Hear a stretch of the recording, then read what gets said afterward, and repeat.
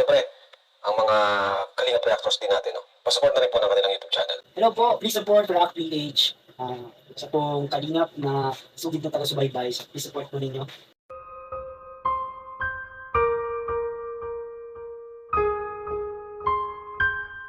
Kalingap Rab, nagulat kay Carla.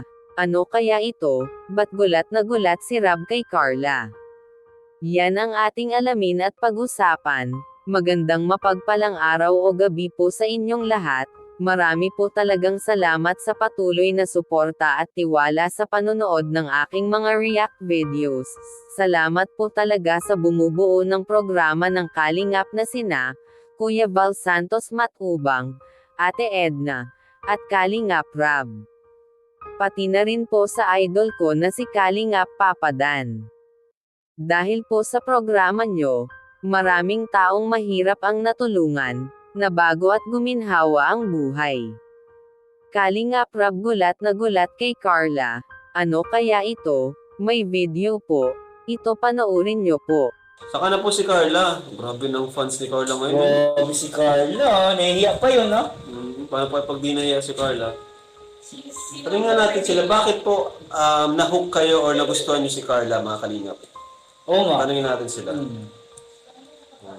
Grabe agad ang fan base ni Carla ngayon.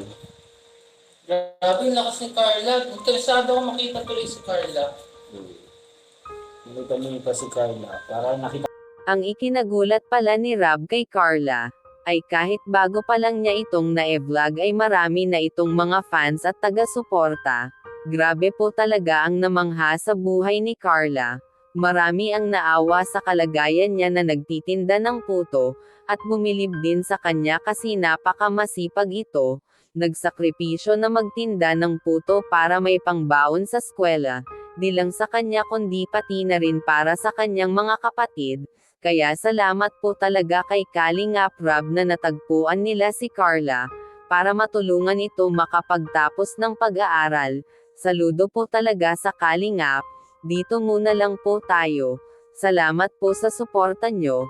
Sana po ay mag-subscribe kayo para ma-notify kayo sa panibagong react video na mai-upload ko. Ingat po kayo palagi. And God bless po sa lahat.